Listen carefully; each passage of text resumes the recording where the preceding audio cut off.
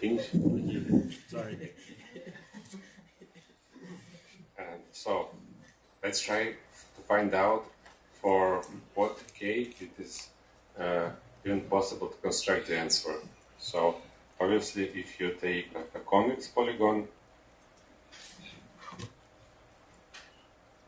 then it would have like n multiplied by n minus 2 divided by 2 minus 3. Is it so?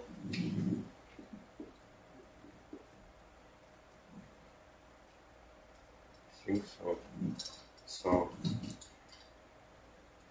we know how to achieve this amount, and you kind of know that for any polygon since there exists its triangulation, so it always will have at least n minus 3 diagonals. So you kind of for any non-intersect polygon there exists triangulation like this one, and like the triangles like always have like the number of edges between the triangles will be like this, and it's true for any polygon. So clearly you the answer is no if k is smaller than this number, and it appears that for all k's in this range the solution exists. And I think in this problem there were also several ways how you can construct such polygon. Let's so I just give you an example how you could do it. So first let's construct the polygon with this amount of diagonals. So let's take the set of the points with coordinates I squared, the points lying on the parabola. So it look like this. And one more point somewhere very low. So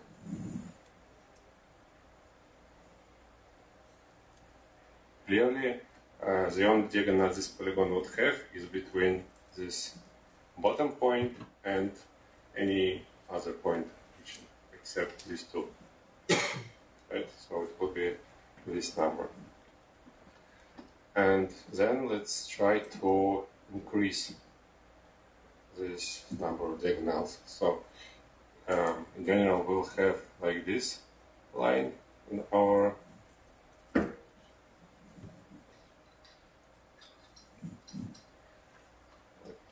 I just drew this one, and let's try let's take some prefix of the points like of size t and reflect it from this line. So make this instead of this. So clearly, like at this part, we will have a lot of diagonals. So here we kind of bend our boundary in this way. So we didn't want to have a lot of diagonals, but here we will have like for every pair there would be a diagonal. So to our n minus 3 we can add, when I think it's t minus 1 divided by 2. I think this amount will be added.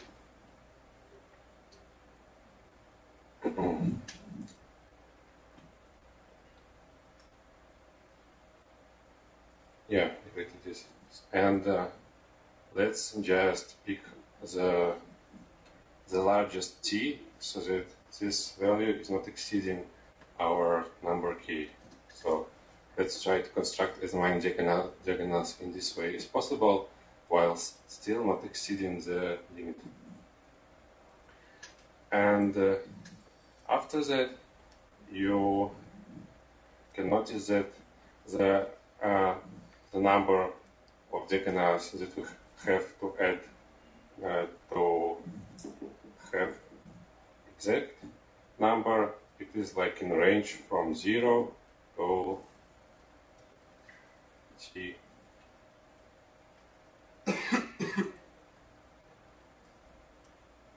t minus 1.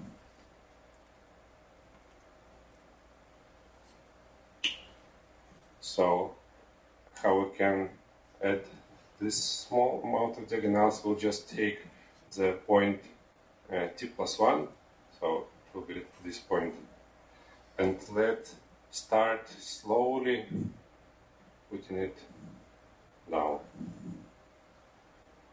Once you are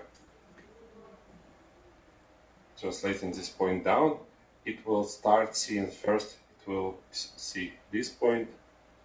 Sorry, the picture is too small. Okay, start. Try to make it larger. So you're taking this point t plus 1 and trying slowly put it down. So first it will appear this diagonal, then will appear this diagonal, then this, and in the end, for any point from this range, like from 0 to t minus 1, I think it should be t. In the end, it will appear that all of these diagonals appears in our polygon. So that's how you finish your construction, just by putting one point slowly to the bottom, and you can use like a binary search or whatever else to find how far you should put this print to the bottom. So the problem was like, I think, very easy. So to construct such a thing is just nothing, no computation required at all. And the idea was pretty simple, but you still like have to get the idea. So I think it's still maybe require a lot of luck to get the solution. I don't know.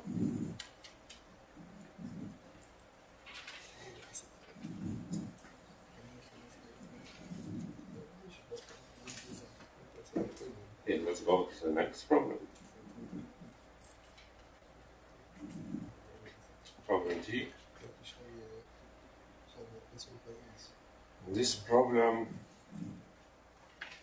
we wanted to count the value of a function, which means that among n players, or on the tournament of n vertices, where between any pair of the vertices there is a fixed probability that the left one beats the right one with the probability p, and otherwise with probability 1 minus p. And the function, what we are looking for is the probability that would exist a set size k from the n, yes, so that every vertex in this subset of size k beats all other vertices from not this subset, and it's clearly that only one such subset would exist. So let's try to find out what would be the formula. So let's first try to apply recursive formula, and just by considering the last element, so the last vertex. There are like two different cases when this element appears in our set of size k. So this would be the probability that like we have it the last one, but it still beats all of the elements like somewhere.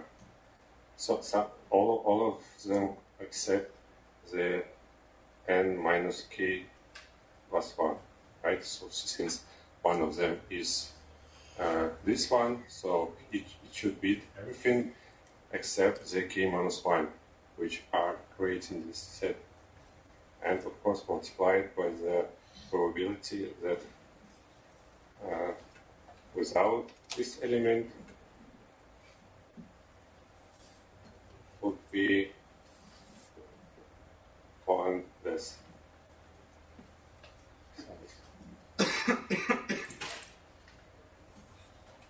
Or not here, just n minus k.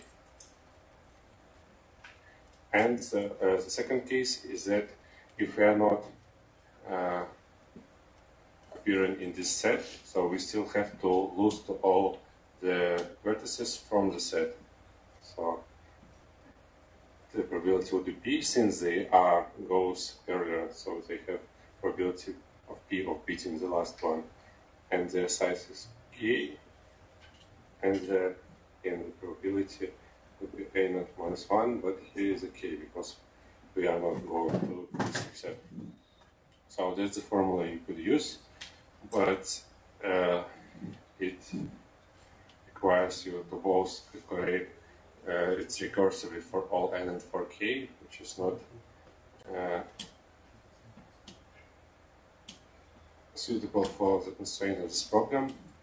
So you have to do something tricky here, and like again, it's probably requires some luck from you, but let's try to rewrite this formula, but considering not the last element, but let's consider the first element and what would be the formula if we are considered to remove the first element from the set.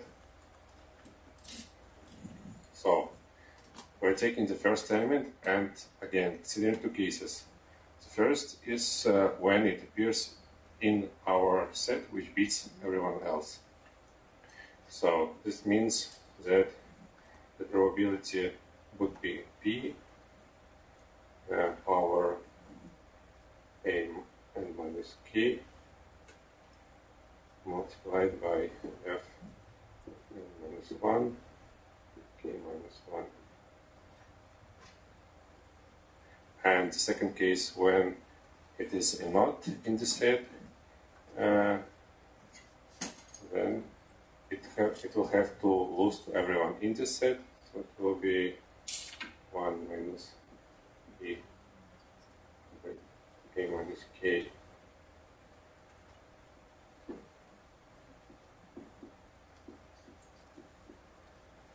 Like this. So we had we got two different formulas.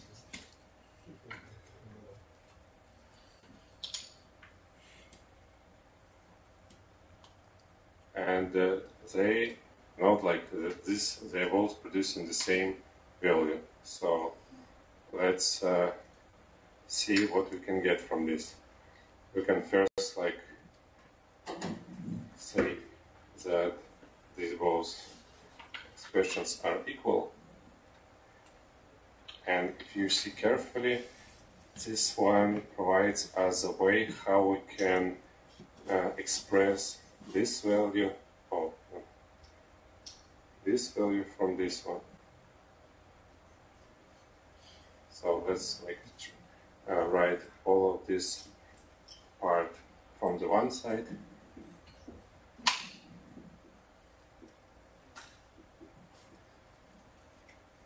Would be p over k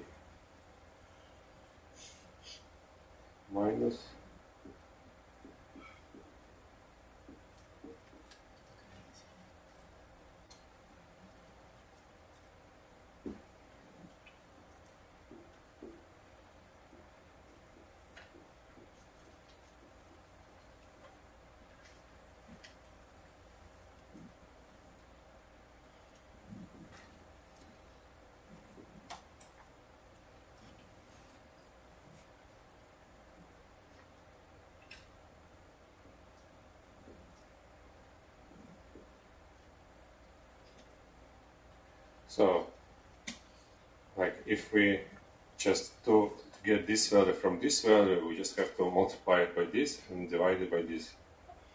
So you can start, like obviously you can just from in -1 you can remove since this doesn't appear anywhere in the formula. Then you can just make a replacement. And once you know the starting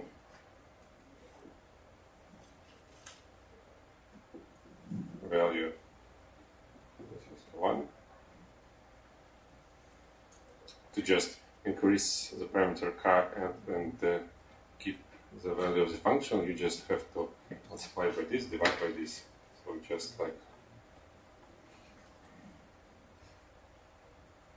sure, it appears here, so maybe I should not make such a replacement.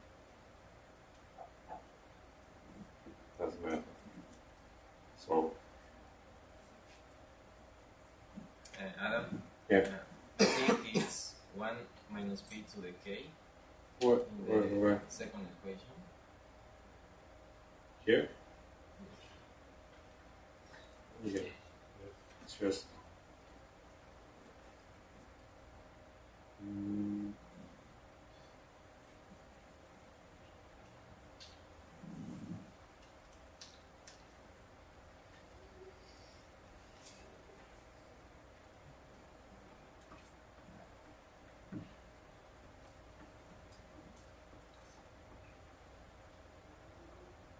Is it just a key?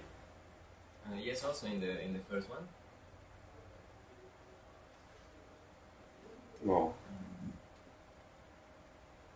Let me check.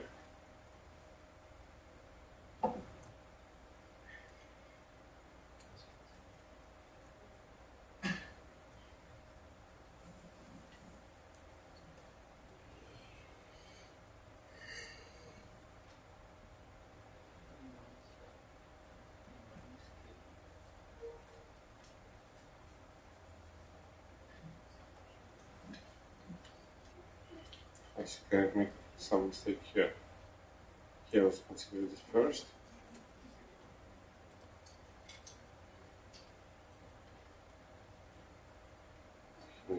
Here it should be the key, right? And then just here key. Yeah. Good. Thing. So, that's all. You can just in n iterations, or just k iterations, goes from the 0 to k. We're just calculating like this multiplier. Okay, I will not erase it. So this divided by this, and like these things you can use by binary powering. So then it would be like k multiplied by log. So I think this problem is more like a math problem rather than programming problem. But still, such problem appears sometimes.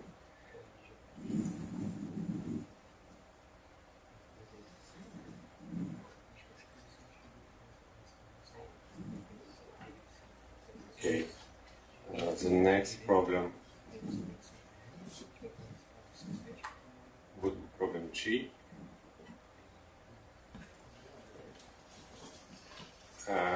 So we have the. I will do it maybe at the end because I think this one is not very confident with problem E.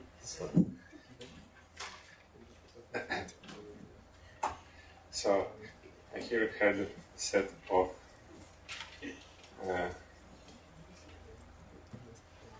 segments. So one has like a height I, and one one is I, another one is I. And we kind of have to count what the number of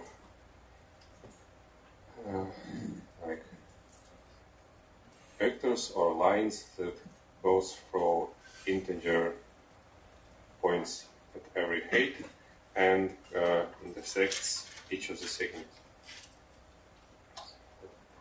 Basically, like you have to choose one starting point and the slope, which should be the integer number, so that the line with such a slope intersects all the segments.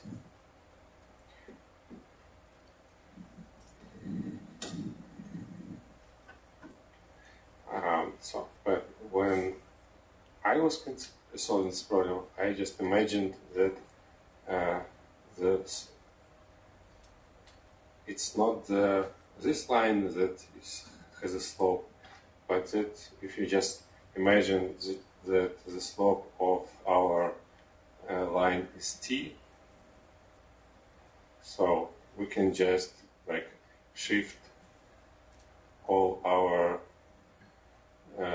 segments to the left by t multiplied by the height, right? So, and after that, we'll just have to check what would be the intersection of the all set of the segments. So, like for t equal 0, you just have to check the intersection of all segments. For t equal 1, you should shift the first element 1 to the left, the second one 2 times to the left, and so on. And after that, again, check what will be the intersection. Doing the same for all t. Now, let's see what would be the intersection look like. So clearly, our intersection would have here will be the minimum among I minus I multiplied by t, and here it will be the left bound will be maximum among L I minus I multiplied by t. Right? So for all t's, we have to find the minimum among these linear functions and the maximum among these linear functions, and like check if this maximum is small or greater than this minimum, and just subtract the values and find like how many starting positions would be good for this slope. How would you quickly find those maximum and minimums? So let's just consider, for example, maximums. We have this linear function,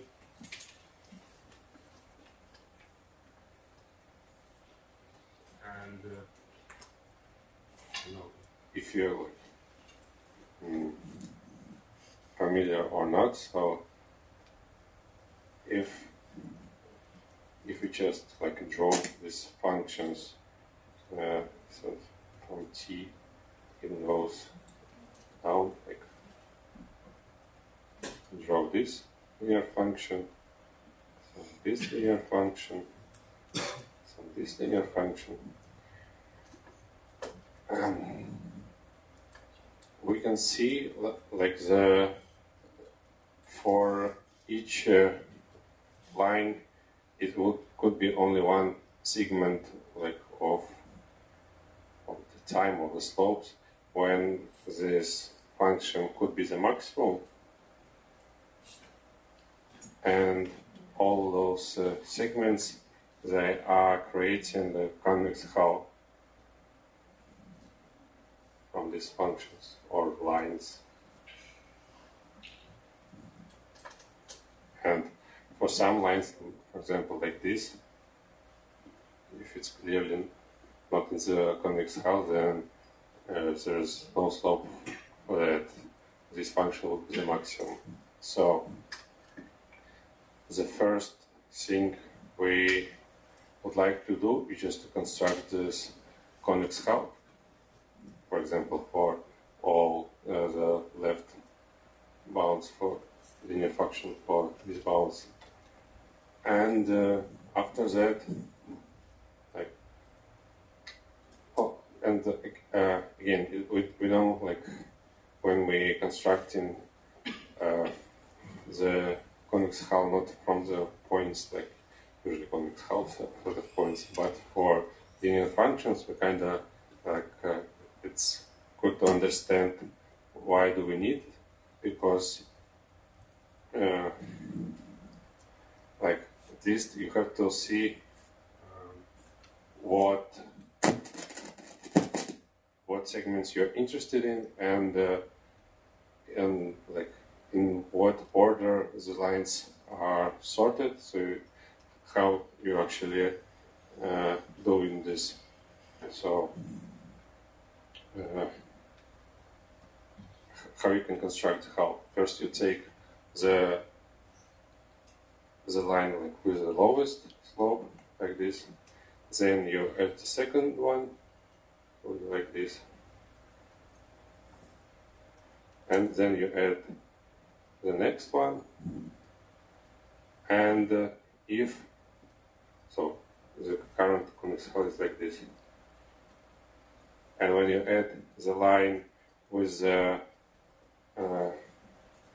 even greater slope, then you have to check, like, if it intersects the previous one somewhere after the previous one, or intersecting its previous one, then clearly the previous would be never the maximum, so we are removing this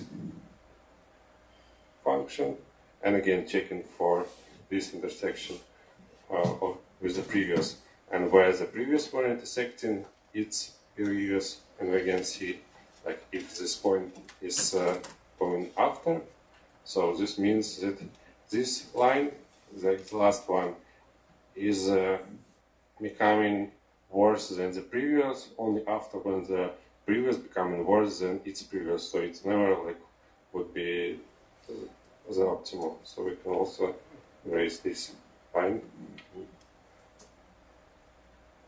update our convex hull with this. So we kind of store all the functions in the stack, and once we are seeing that the currently adding function is it makes like the previous obsolete, so the time where the previous could be the maximum goes only after when the new one becomes optimal. So it's like we understand why the previous one becomes obsolete. So we are removing it and updating the convex hull with the last function. And after we do so, we can like get the maximum, what would be the maximum from these linear functions once we get the convex hull, just by using binary search. So we can just, for example, start with the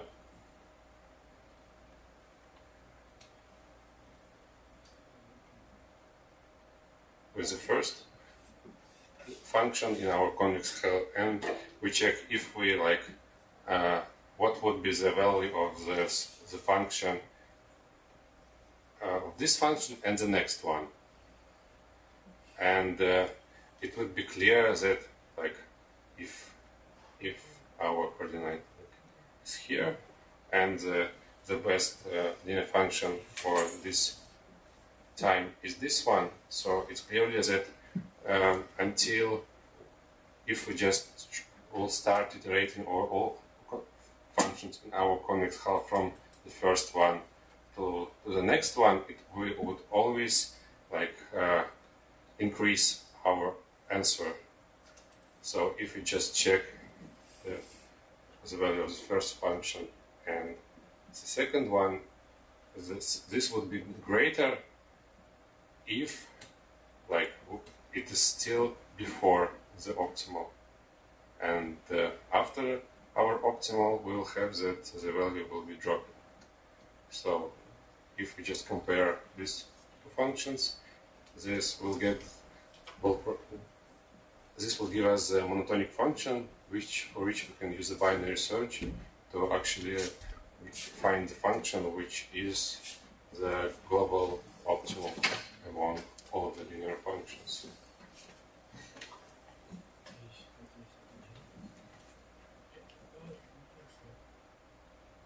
So these are the steps required. First, you have make a preprocessing to construct the convex hull for both this and this, but since here we have minimum, it will be a little bit different. We will have to introduce some signs, and actually it will be the same if you just make the reducing from this case to this, it will get the same. So you don't have to use any different code for constructing a convex hull. So first you do preprocessing constructing convex hull, then you have to learn how to find the best value, so the maximum value among the all linear functions for some specific time.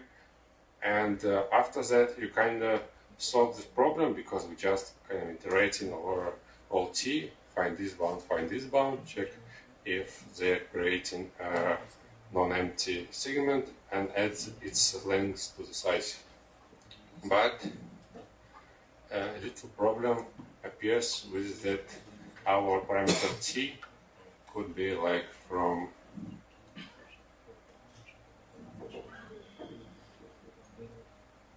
minus 10 power 9 and to the 10 power 9. So we can just simply iterate over all of the values. So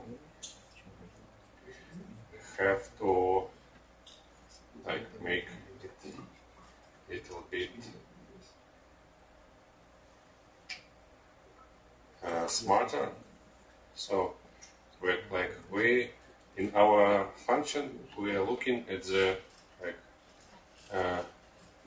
value of the minimum of something minus maximum of something, and it's depends on our t. And since we know how this minimum and maximum are calculated, we're just taking the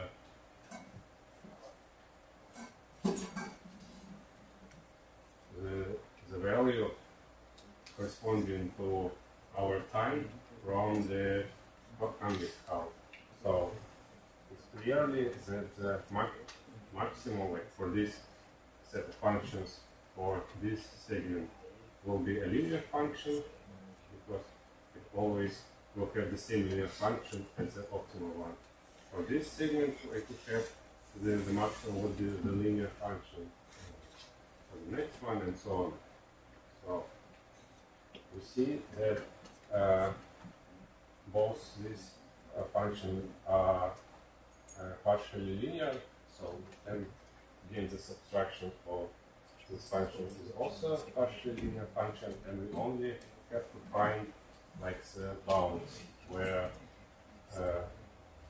actually we have any interesting events when for some moment of time one of the linear function becomes optimal for the first time and for the last time.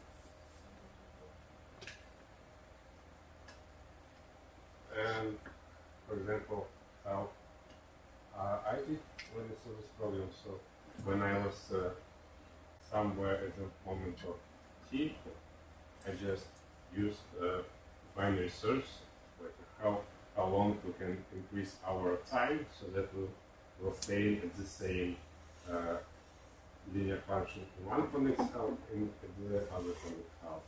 And I was looking for the longest moment of time where we both in the first convex hull and in the second convex hull we are staying at the same optimals. So we know that this would be the linear function, this would be the linear function. So we like to find what would be the sum of this expression for several moments of time. It would be just like some arithmetic progression, for which we can just find its sum.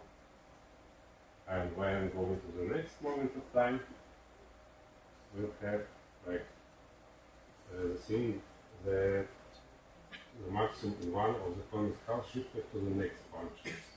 So then the next step would be like another linear function for which you are going to calculate the sum arithmetic progression separately, and so on. So in the end, you have like fluent events, because like in each of the Konigshaus we'll have most like n linear functions, and one and another one.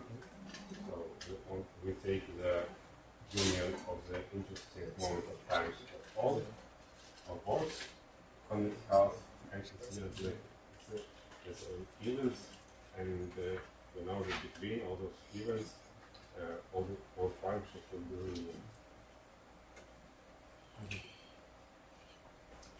Very small break. Keep the mic and see over everything.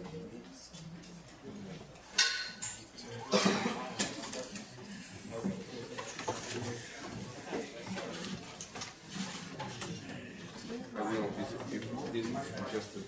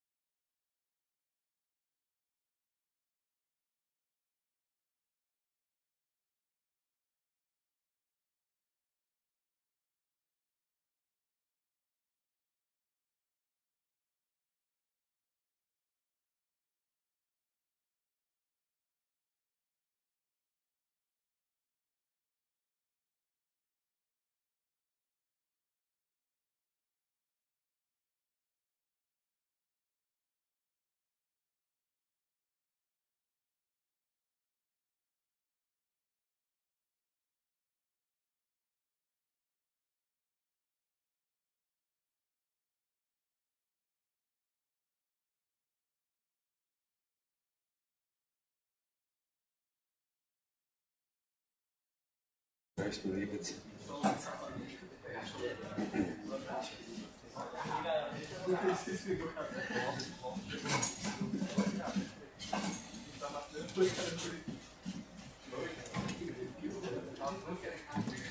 We are going to continue.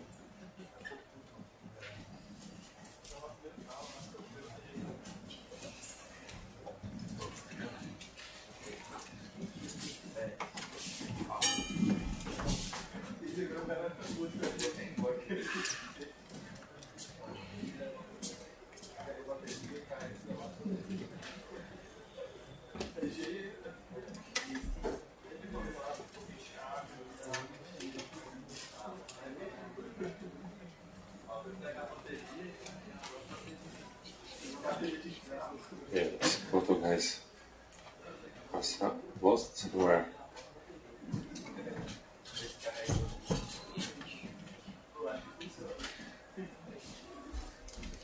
For the next problem, Ash had this strange problem when we have to find Hamilton Pass, like this line, where we could also make some jumps with the cost of 1, where the all other edges can cost 0, and with some specific condition that the indices of the two cells between which we are going to have a jump should be a coprime.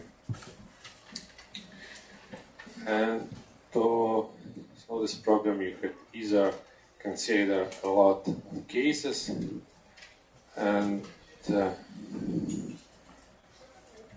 you can also try to use some brute force solution to check some answers, and you could notice that the answer is never greater than 3, so it takes never more than 3 jumps to construct a pass, in the cases where the solution exists.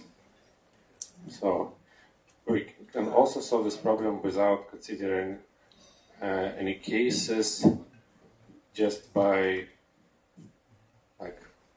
trying to automatize the case checking. So let's call a cut is let's cut our line into several segments. It's clearly we will have this by cut. I mean that the pair of positions from which we are not going to jump to the neighbor vertex.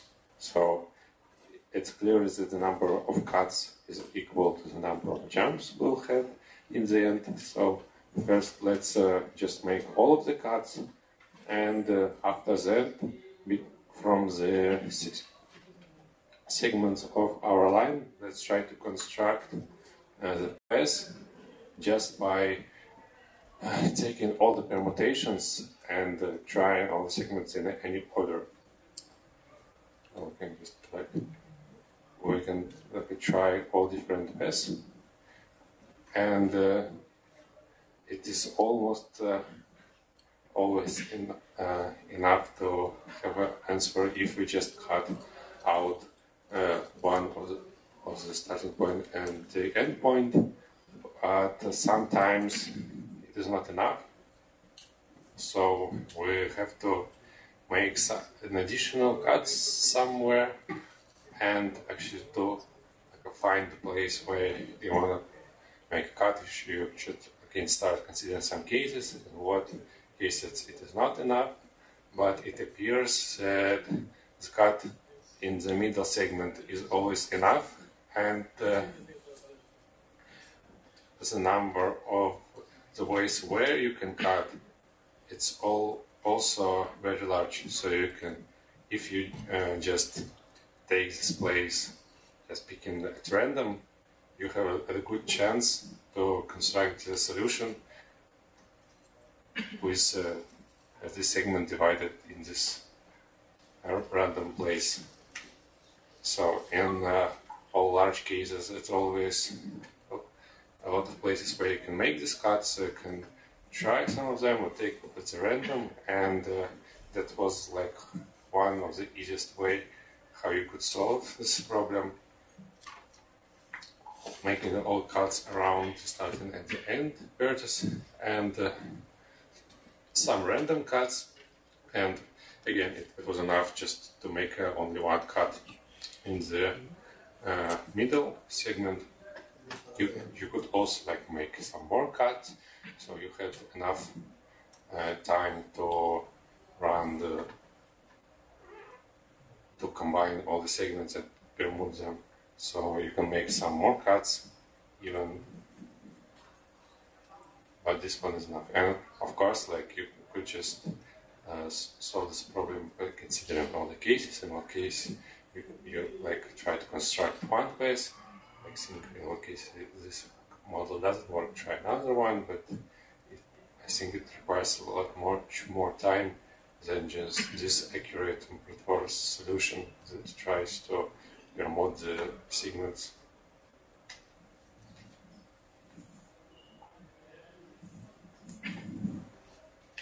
Any questions? Okay. The next problem, I think this problem is impossible to solve unless you have a specific knowledge of graph theory.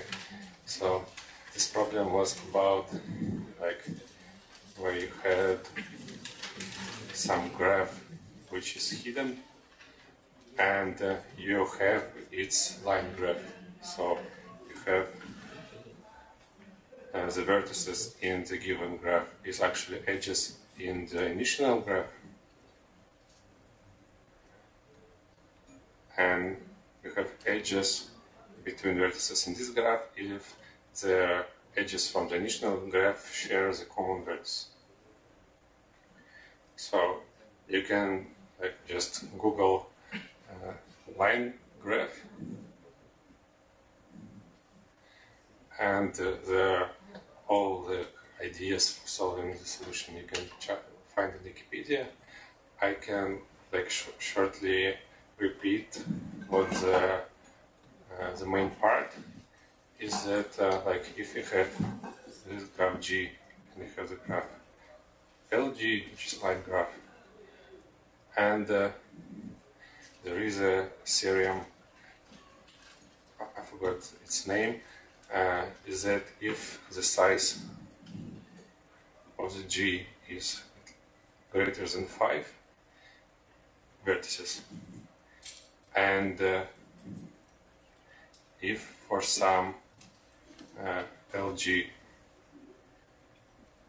and G you have that G and G2, you have that the line graph of G is G2, then G is a unique graph which has this line graph like in terms of the graphs are equal if they are isomorphic to each other. So it is if this graph is like a reconstruction of the line graph of this one, so this graph represents the set of the graph which are isomorphic to each other, and it is the only set for which we can construct we can get the line graph isomorphic to this line graph. So what this means, that for our problem, if we like reconstructed some graph from line graph and its size is at least like more than 5, then we can know that we have reconstructed the graph in the one possible way.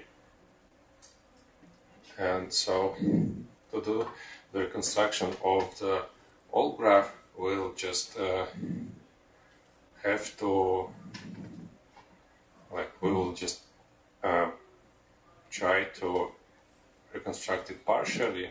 So if I have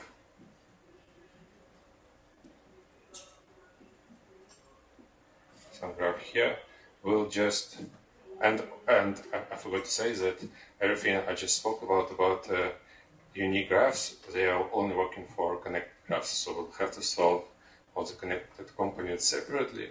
For example, if we have this LG graph, we can try all his edges in some order, so this will give us a connected subgraph. So, for example, in any order, for example, the order of DFS.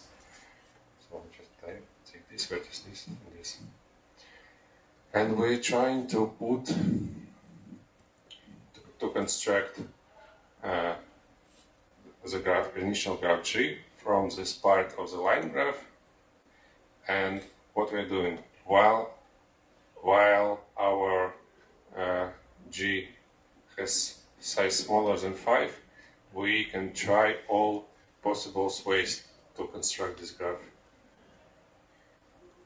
And it's like, yeah, that's just it. So if like you considered some subgraph of our line graph and you want to find what would be the possible initial graphs for which we could get this line graph, we just like trying all the graphs. You have like G1, G2, and you can generate the whole list of the graph for which you can get the exactly this line graph. And if the size of all of these graphs is no more than 5, we just like continue generating them in this way. And since their size is not very large, their amount is also will be not large. So once we have that all graphs are small, we have the number as a relatively small. So we can proceed in this way.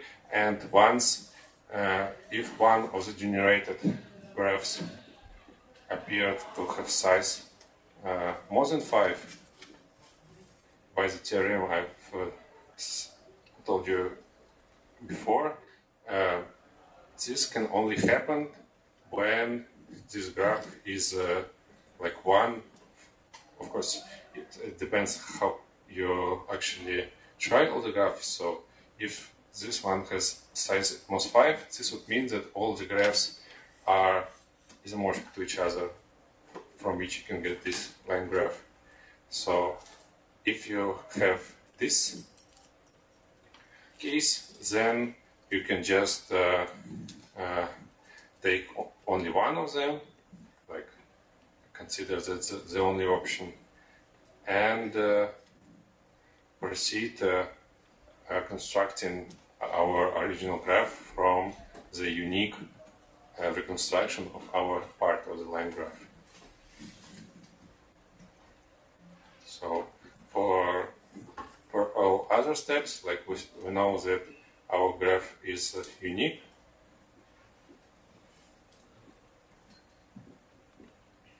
And when you're just trying to add some next vertex, which is like edge in our initial graph, you can see what is, if you add in this vertex, you see what are the adjacent edges in our graph here. So it is like only two cases. If the all adjacent graphs, so if this is edge, these are also its edges in our initial graph. So if we can add this vertex to some vertex so that it has all the edges that we have here, so we can cover all the edges by one vertex, we are doing this and creating just one new vertex in our initial graph. That's the only way how you can do it. And if we can like cover all the edges from a line graph by two vertices, so this V1, this V2, and here this V1 and this V2, and if they are not connected by the edge, so you add edge between them. There's only two cases what you can do to restore the where the edge was if you have the vertex in line graph. And when you're done, of course, you like probably you have to check whether the line graph matches this graph, because like when I said, if you had several graphs and one of them became size more than 5, you could maybe check if there is a morphic to each other to check like if it's even possible to restore, because if they are not isomorphic in the case when the one graph is larger than 5, then it's would be no answer. But you kind of don't have to check it from the beginning. Like if you can check everything at the end, and to just check if the graph is lying to the one you get is a little bit simpler than checking for the morphism, and also could be some other cases that you miss, so you probably just have to leave one check at the end, and apart of that you have like your algorithm should work in two parts. The one part is when you're trying to get all possible graphs for which you have the line graph matching the subgraph, your current subgraph. And once you get that, you have one option with size more than 5. This means that you only can keep this graph as a unique option by the theorem I talked about. So you can just Google line graph and read about it on Wikipedia. And after that, you can just add the vertices one by one by considering two cases. So again, I don't know how to solve this problem on the contest. Like maybe if you knew about the theorem, or maybe like knew it like several days ago, maybe you could solve it. But I know without knowing the idea, this problem was very, very hard.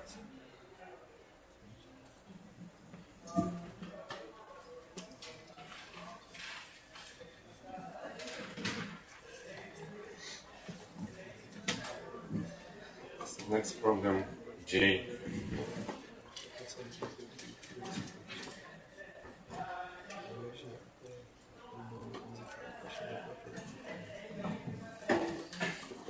So here, this problem where described Russian game, card game. So like one player, the other had some cards, and the rules are pretty complicated, but maybe for Russian this problem is a little bit simpler because they know like all of the rules in this game, so we would not have to read it that carefully. But actually in our game we do not have jokers, so in this problem we had like special cards like joker with which you can beat any other card, but the special rule was that you cannot start a move with this card. So probably like the Russians would notice these strange new jokers in this card game and like try to understand what's the point of adding these new new rules to the game, because without this card, Joker cards, the game is like just like a normal game. You have to think about your moves, so it's maybe even hard for human to play it, and obviously the number of states which could appear during the game are too large to count to find all the winning states. So yes, the trick was in the Joker cards, and the strategy for the players becomes very simple. If the first player has some jokers, he can never win, because he cannot make a move starting with joker, and when he moves with any other card, the second player just takes this card. And in this way, the first player is left with one or two jokers, and he cannot make a move, and by the statement, in this case, he loses the game. So if the first player got at least one joker, he cannot win. And similarly, if the second player has both jokers, then the first player just makes a move with any card, and if the second player beats this card, then he is starting playing, and then the first player will take all the cards until the second player is left with jokers.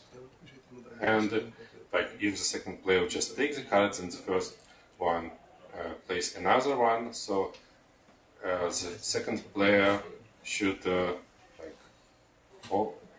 at least one time beat the card, because otherwise the first player will just left with an empty hand, which in this case he also wins. So if the second player has both jokers, it would be always the time when where he will start moving. As the first player will just start moves, and since he can only get rid of the one joker by beating the first player's card, he'll have at least one joker when he will start in the move. So then the first player will just start taking all the cards until the second player will left with a joker in his hand, and he will not be able to make a move. So basically, this problem is about to check whether the first player has a joker in his hand or not.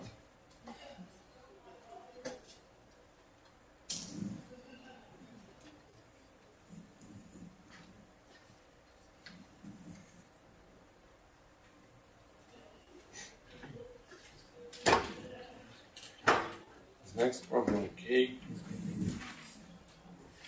I think this problem was easier than it appeared for you. Maybe some more analysis would require.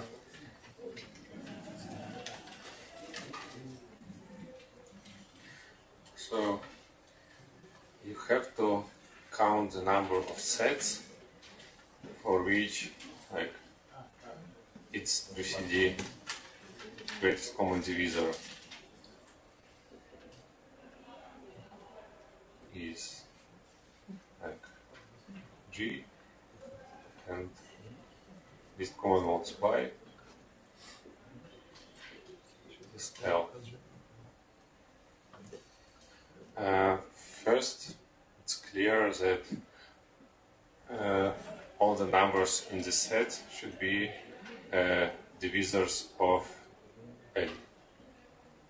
So as it relates to our set, we only consider all the divisors of L. Let's talk a little bit later how we can find these divisors, but let's just assume that we have factorization our L.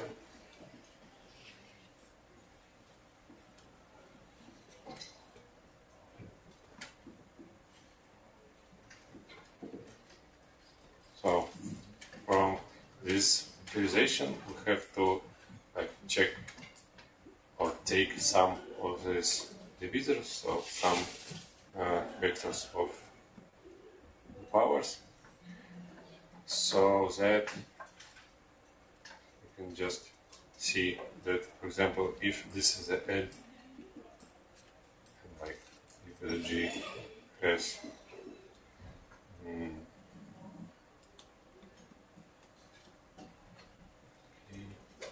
M1,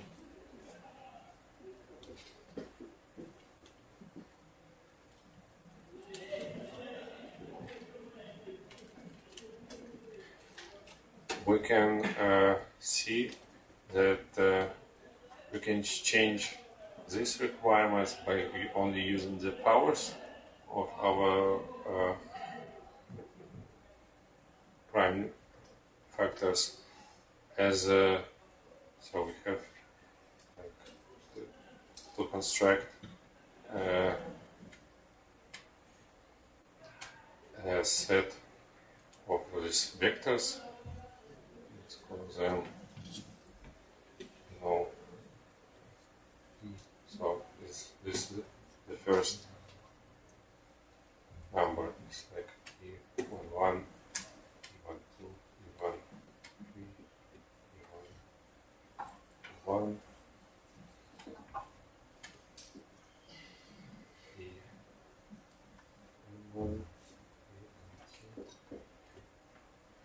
E1, so that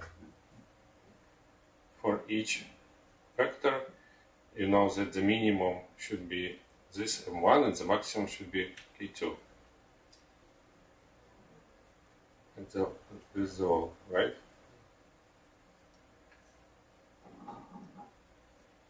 So just GCD just describes what are the smallest powers of the factors, and LCM corresponds to the largest powers. So we have to find a set of vectors for like knowing for each position what would be its maximum and what would be its minimum. Okay, so let's only solve like for maximums. So you have to find the number of arrays, like of lengths. What is the number of prime factors here?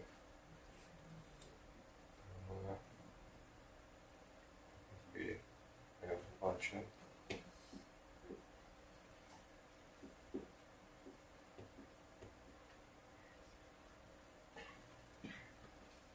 So I'm going to count the sets of arrays.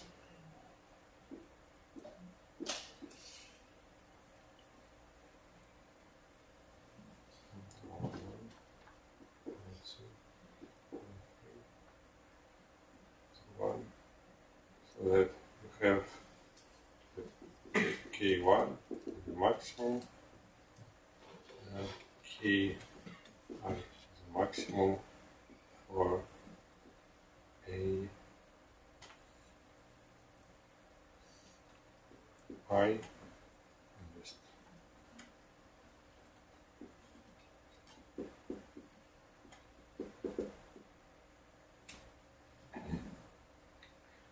So what would be if we just like count the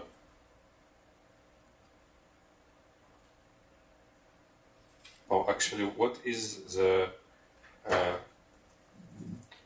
number of possible candidates for one array? So this A is all obviously is from 1 to K. Right?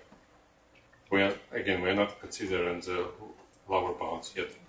So for upper bounds, we have like for each element it's our upper bound, and to count how many arrays that satisfies all these upper bounds, we just have to multiply the power of upper bounds. So by looking at this number, we see what are the possible elements of the set. this number. And if we just take the 2th power of this number, this will be the number of sets among all candidates, but like we just skipped the requirement that for each index the maximum should be in some set, always be this upper bound. So we basically just counted all the sets, but in some sets the maximum of some index is lower than ki. Then we have like to subtract them. Like first, let's rewrite it here.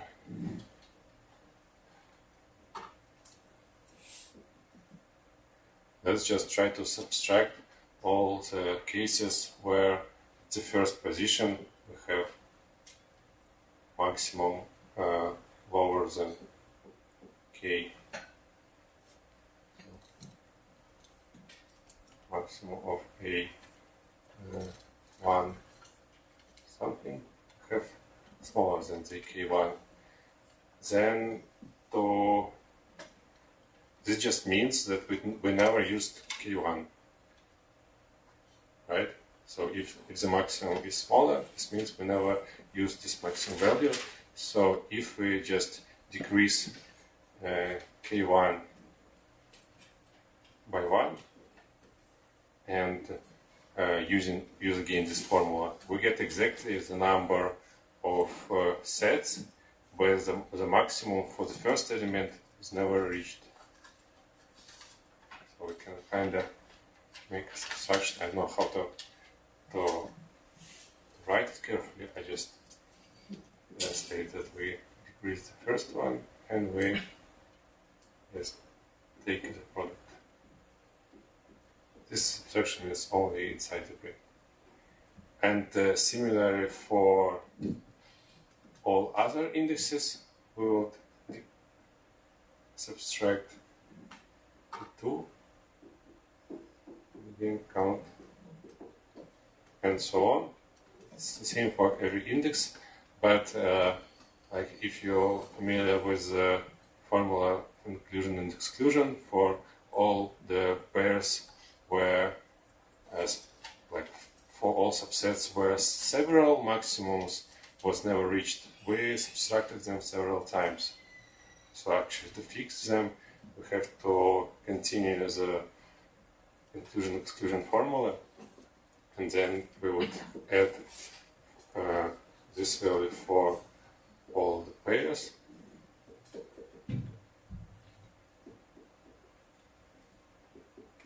Then we would subtract it for all the triples.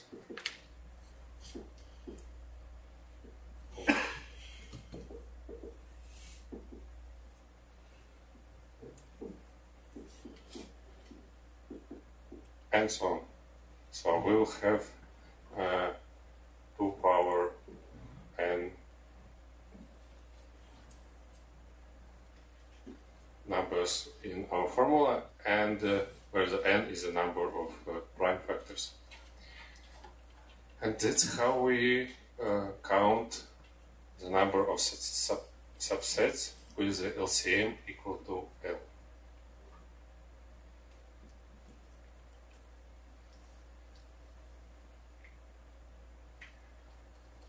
I think I forgot important thing is that first we can just like divide L by G, and then it always should be divided, but obviously, and then to say that the greatest common divisor is not a G but just 1. I think it's like important note. I forgot to say it, but I think it's easy to understand why it works. So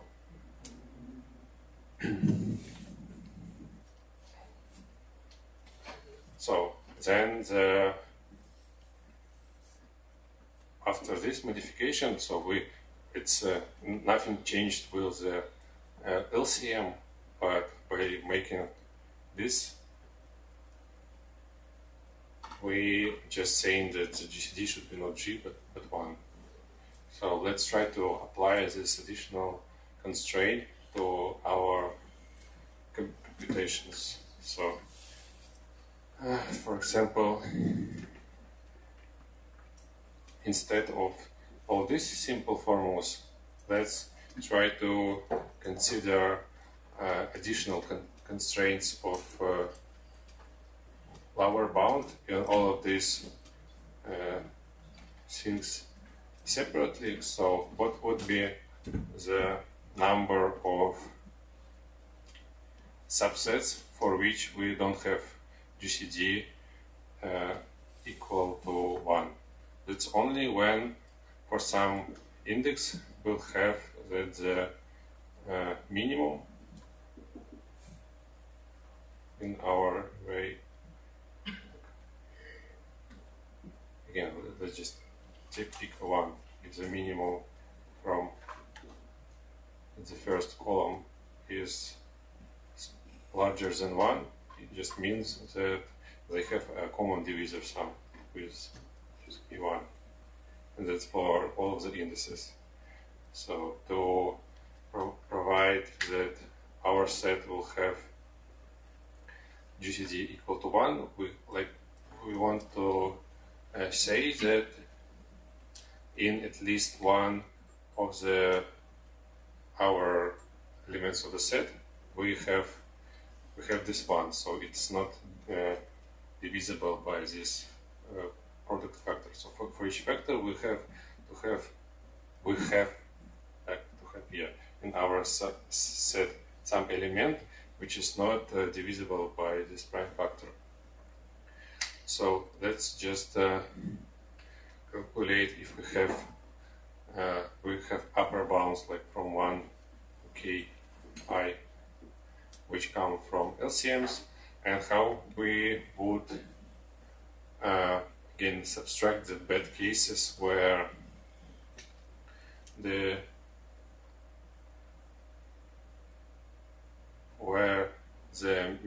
minimum at some position is larger than 1. So we just have to subtract the cases where 1 is never used. So to do it, again, we just have to decrease the k by 1. So like if we have all possible ways from 1 to k, what power we can use in our element. So to make sure that we never use the maximum to subtract it in our inclusion-exclusion formula, we just prohibit the last element, and simply here to use inclusion-exclusion formula to say that the element is not divisible by this prime factor, we just prohibit to have the power 1, and again we are left with the k minus 1 candidates of the powers. So actually if we call this is some function from ki for which we want to calculate the number of elements for which we have for each position that the 1 is always reached at some of the elements. So the formula would be just the same like this one.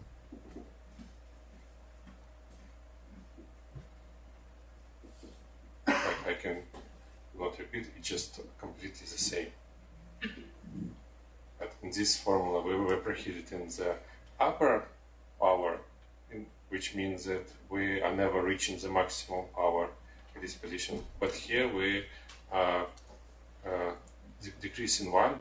We will also need these formulas will decrease by 1.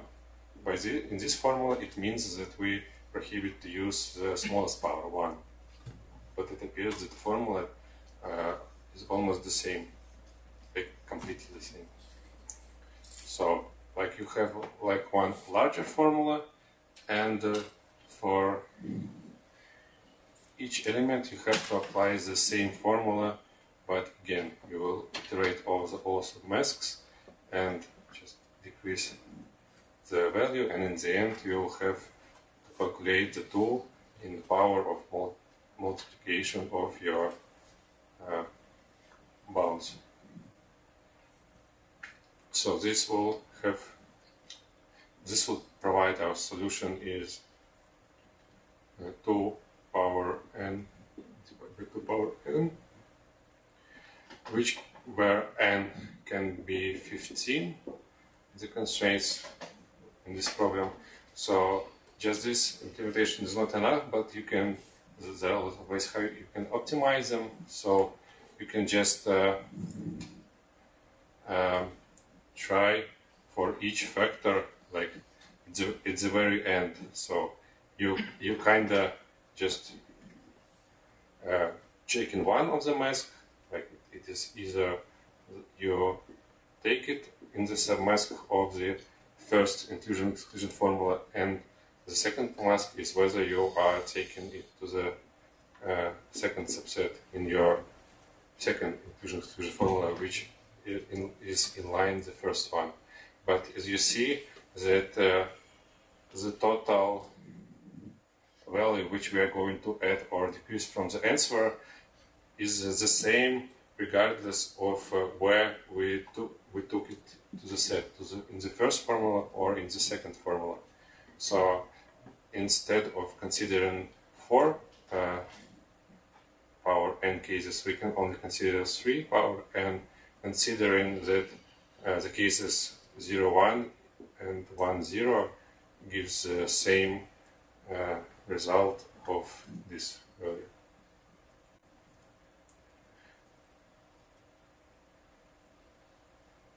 Yes, that's how you actually calculate the answer if you already have your sim factorized.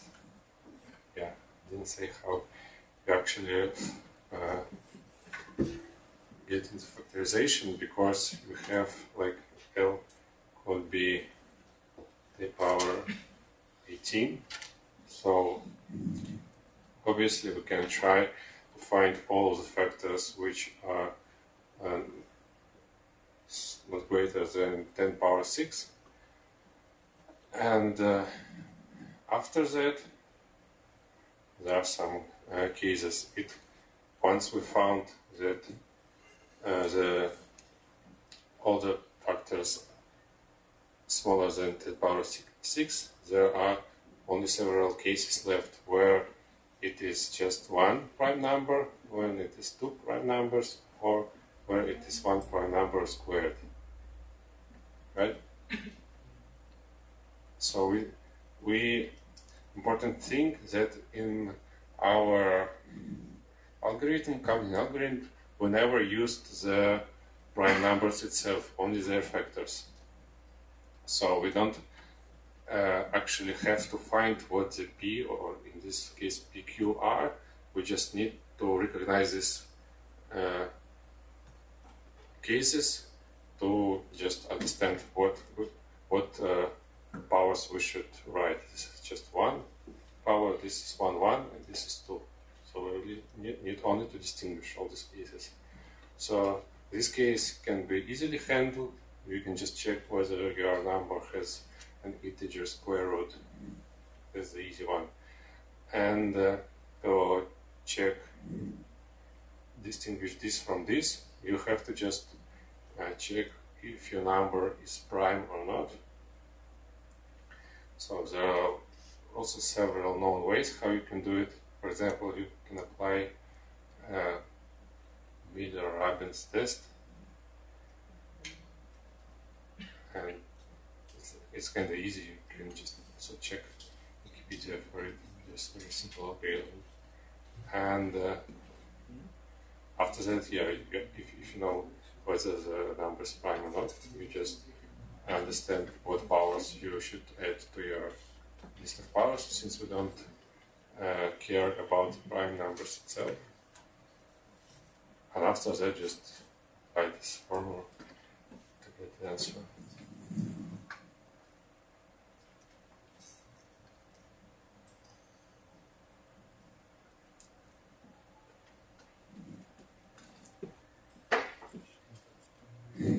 Okay, so we got more time to talk about problem E. So this problem I did not solve by myself. I see the solution. I can try to explain what I understood from it. We can discuss it together.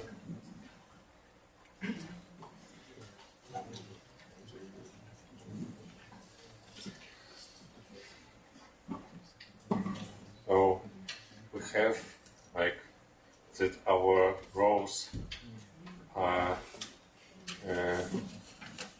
generated with some function from the previous, and our columns generated from the previous column, and this is just some linear function over a modular. So here you can remember this one is modular n, this is modular n. It's clearly that this both these functions will have a period. So let's say that this function has period pf, and this one has a period g. They also could have some pre-period, and we will handle it later separately, but let's just see on our periods and notice that if they are not coprime, that the whole problem kind of splits into several shifts and we can solve it separately. So first let's try to solve the problem where these periods are coprime. Let's first imagine that for each row, we can find some number x function, which means just the first, like, while we are generating the places, this will mean the first place that is generated in the row R. So for rows, x are just some first places in this row. First by generating, not the leftmost, but just the one that appears the first in the generator. Then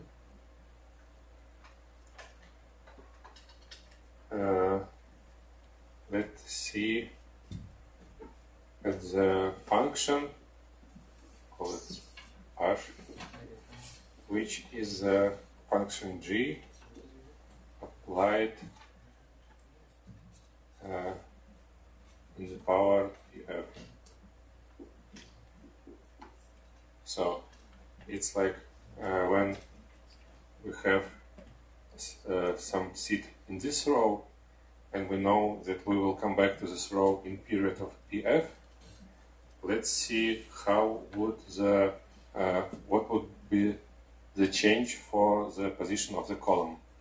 So here its place is x of the column. So in pf number of iterations, we'll come back to this row, and this function describes how would the index of the column change, right?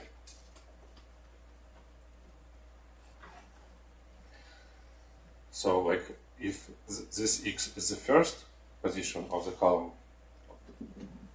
first number of the column for the very first seed in this column, you know that the second one that appear would be the hash x, and the next one would be hash x, and so on.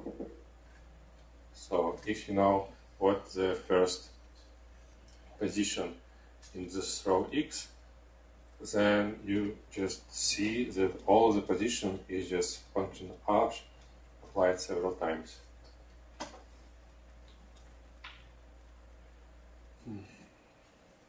Okay, so let's take like one row and find all the position of the seeds in this row. And how we will find the answer for some specific row, we will store some data structure as like unresearched tree or simply just set with additional, like it will be the data structure that allows you to add some position, like to take the seed from the row, like again release the seed and count what is a number of segments that contains no occupied seeds. So you can just maintain this data structure with when you have changing query, you can just easily recalculate the total sum. I think I believe you can imagine how it can be done. So let's just take the first row and put all these positions in our data structure, calculate what would be the number of segments for this row. And after that,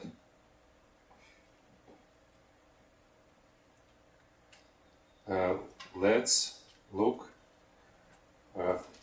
like how can we calculate the answer for some other row. If, for example, in our row errors, which we already found the answer, if it has x, some specific number x of the first occurrence, then let's see if there are any other rows with the same x. And if it has the same x, that would mean that they have a completely the same set of the occupied seeds. So we can just, again, understand what would be the solution for all of this set of rows. And after that, let's try to find another row which has, for which its position is arch from our position.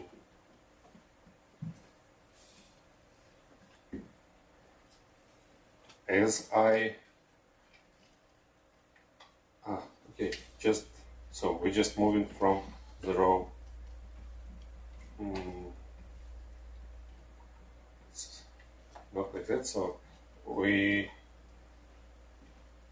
have to find what is this number if it's not like a real row. So we have to find this number. And the one thing I'm not yet sure is that the only thing I did not get from the solution is why it is always exists. I guess if the periods are coprime, so this function would be like a permutation over some size.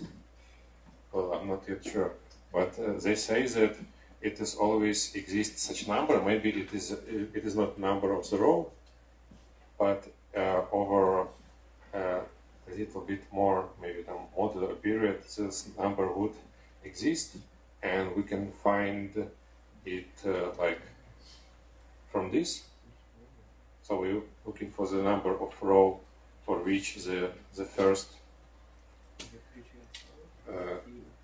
the first seed in this row is like arch from our seed, and we then, like for this row, the set of the seeds occupied in this row will be different from the previous set in only constant amount of positions. So we can again, like, we will remove this one, add some hash in some power to this set, and of course you should also calculate what the sizes of the set are, because they can differ by one. And you should also keep this in mind when you will change the set of the seeds in your data structure. And after that, you just kind of wanted to, you can find what would be the answer if there is a row with this index.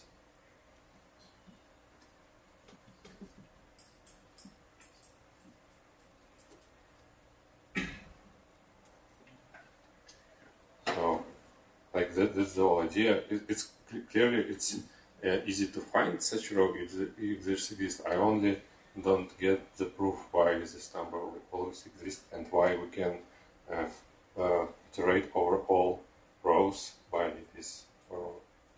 So it's kind of we need to have that this number function should be like a permutation for some size. I don't know.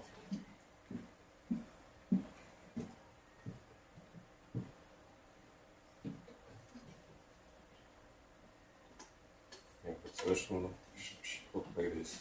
I might also try to code it, since that's the only problem I did not code for in this contest.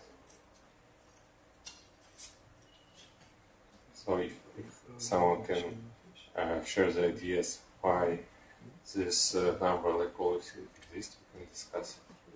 That would be also interesting. And at this point, I guess that's all I wanted to share with you about this problem set.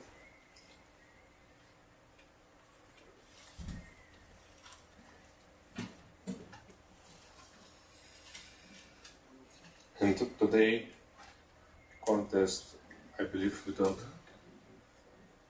have time to have analysis, so I'll just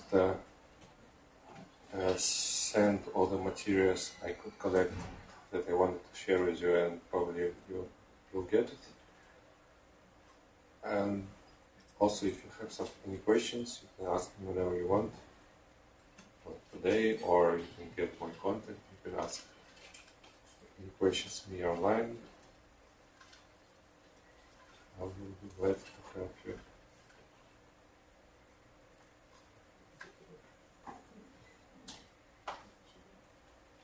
Okay, that's all. Thank you.